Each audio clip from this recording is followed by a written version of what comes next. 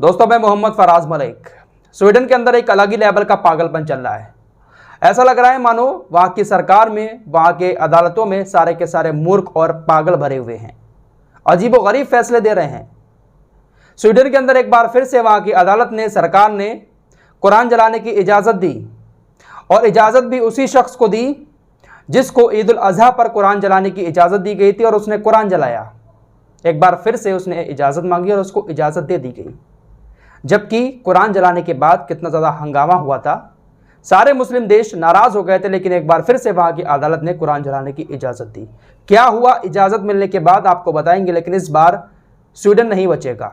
Iraq ने Sweden के ऊपर तगड़ा एक्शन ले लिया है, और उन सभी देशों को भी एक्शन लेना चाहिए। पिछले हफ्ते जिन देशों ने निंदा प्रस्ताव का समर्थन किया था, पाकिस्तान इस निंदा प्रस्ताव को लेकर आया था, और इसमें भारत भी शामिल है। भारत ने भी इस प्रस्ताव का समर्थन किया। 28 देशों ने वोट डाला।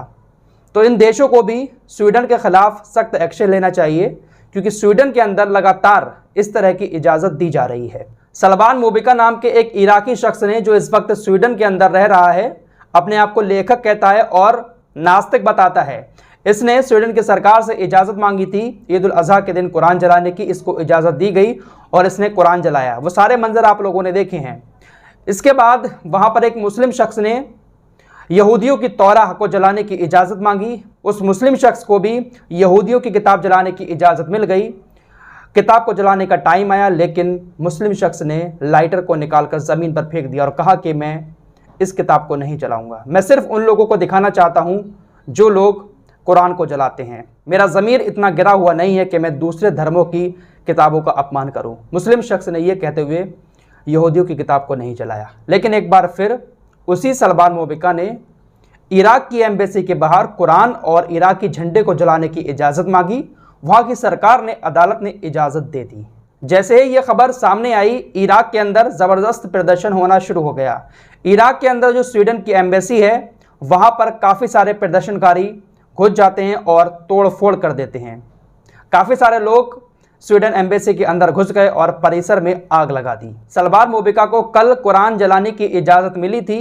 एम्बेसी के बाहर वो कुरान लेकर पहुंचा भी, लेकिन पुलिस ने उसको रोक लिया।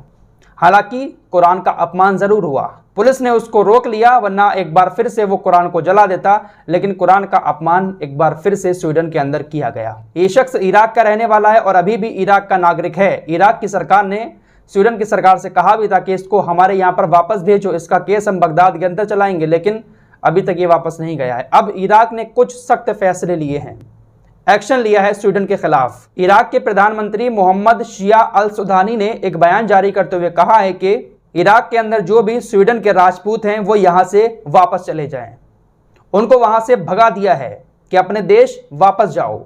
साथ ही साथ स्वीडन के जो लोग इराक के अंदर रहकर कारोबार कर रहे हैं, बड़ी बड़ी कंपनियां चला रहे हैं, उन कंपनियों के लाइसेंस भी निलंबित कर दिए हैं। ये बड़ा एक्शन इराक के प्रधानमंत्री ने स्वीडन के खिलाफ लिया है। इराक की सरकारी न्यूज एजेंसी INA के मुताबिक स्वीडन की टेलीकॉम कंपनी एरिक्सन का वर्क परमिट भी रद्द कर दिया है। इराक के अंदर एरिक्सन नाम की स्वीडन की एक बड़ी टेलीकॉम कंपनी थी, वहाँ के लोग उसकी सिम का इस्तेमाल करते थे, लेकिन उसका वर्क परमिट भी रद्द कर दिया है। तो इराक ने स्वीडन के खिलाफ ये कुछ बड़े एक्शन लिए हैं। इराक की तरफ से कहा गया है कि स्वीडन बार बार कुरान को जलाने की इजाज़त दे रहा है, ये सब स्वीकार नहीं किया जाएगा। तो जब तक कुछ कड़े एक्शन नहीं लिए जाएंगे ऐसे देशों के खिलाफ, तो वहाँ की पागल सरकारें, वहाँ की पागल अदालतें इस तरह के फैसले लेते रहेंगे, इस तरह की इजाज़त देते रहेंगे। फिलहाल इस रिपोर्ट में इतना ही। मिलते हैं एक और नए वीडियो के साथ, तब तक के लिए अपना ख्याल रखिए।